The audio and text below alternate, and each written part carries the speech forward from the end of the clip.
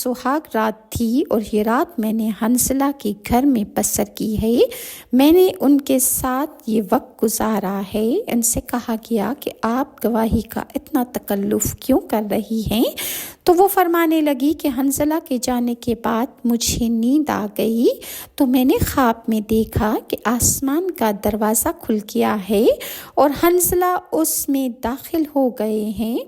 और जब हंसला आसमान के दरवाज़े में दाखिल हो गए और आसमान पर चले गए तो आसमानी दरवाज़ा हंसला के जाने के बाद बंद हो गया।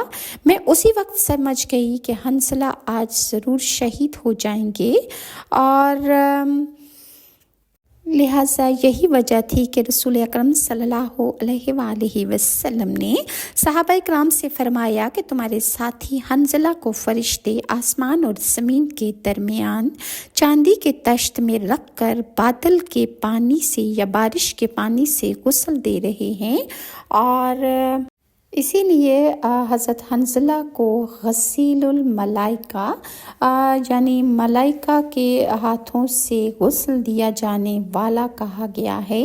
ये उनको ख़ास एज़ाज़ हासिल था।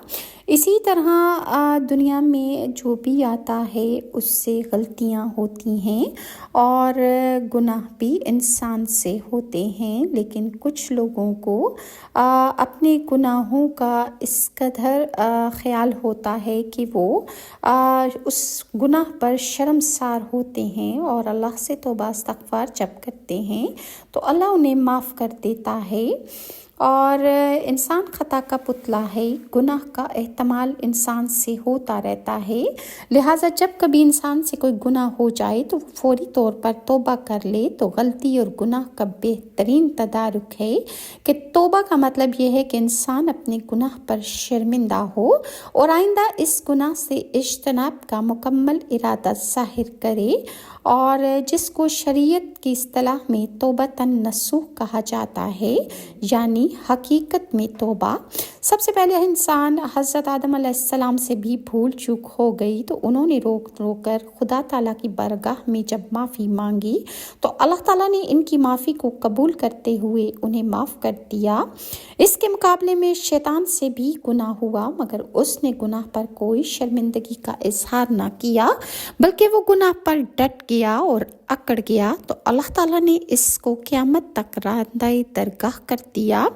सहाबा इकराम में से भी कई एक से इंसानी कमज़ोरी की वजह से गुनाह सरज़द हुए, मगर उन्होंने गुनाह पर ऐसी शर्मिंदगी और ऐसी नदामत का इजहार किया और ऐसी तौबा